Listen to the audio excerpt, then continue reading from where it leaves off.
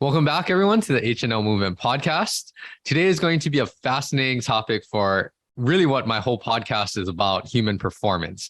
So we have Ed Gibbins joining us on the podcast today, and he's the co-founder and chief product officer at Rewire Fitness.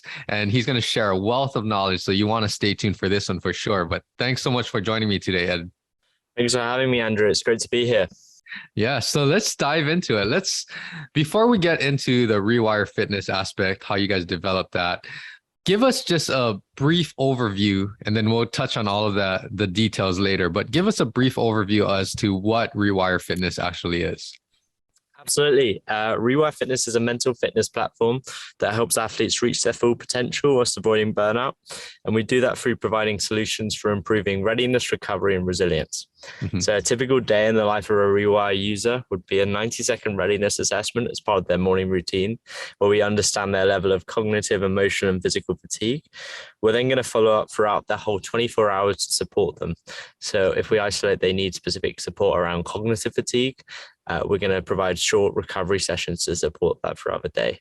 We've also got a resilience training solution that allows an athlete to train their tolerance to mental fatigue and really push their resilience over time. So that's our neuro training system. Yes, there's so many things that we're going to dive into today, but it's such a different tool, I guess, in the toolbox, right? Because human performance is way more than just physical, adaptation and recovery. It's all of these other things like mental, emotional, all of these things that come together to make sure that we're ready to take on whatever we're encountering throughout the day.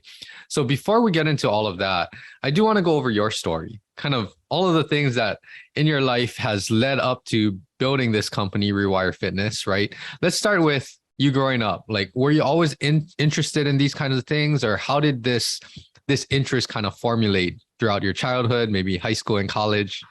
Yeah, absolutely. I've always had a passion for sports and sports science.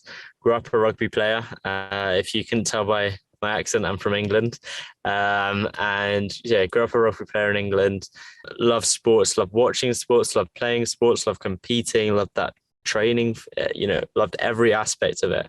And yeah, I got super interested in sport and exercise science too. So when I was 13, I was diagnosed with type 1 diabetes, and that sort of began my journey of performance optimization. So it starts with blood sugars, then gets to sort of training, nutrition, recovery, and ultimately mindset.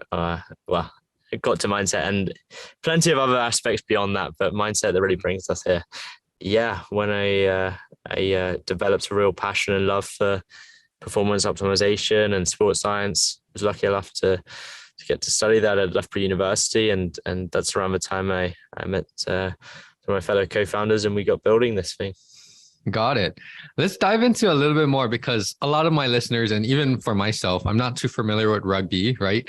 So at what age did you typically start playing rugby, and what's the training demands of rugby like when you're growing up?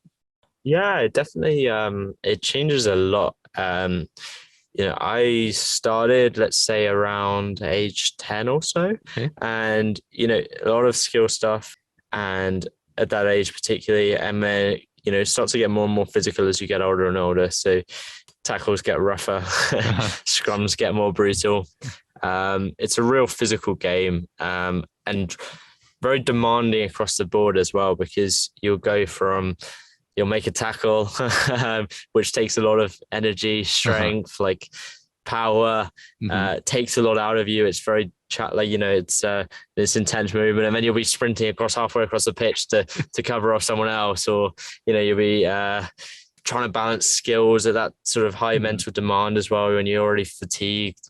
So it really does take a lot out of you. And I'll be training sort of 6 times a week, come out of games and training sessions just shattered, very sore, cuts up and down your legs from where you sort of had boots start to stick into your leg and scratched you up and down.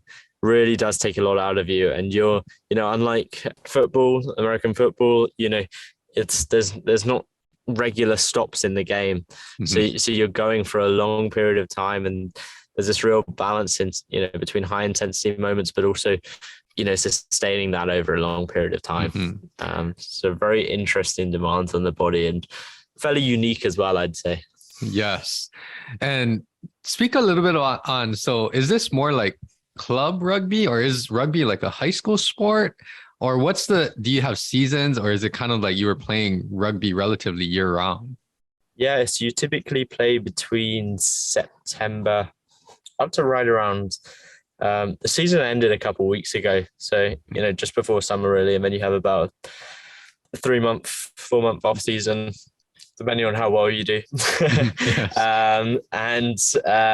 Yes.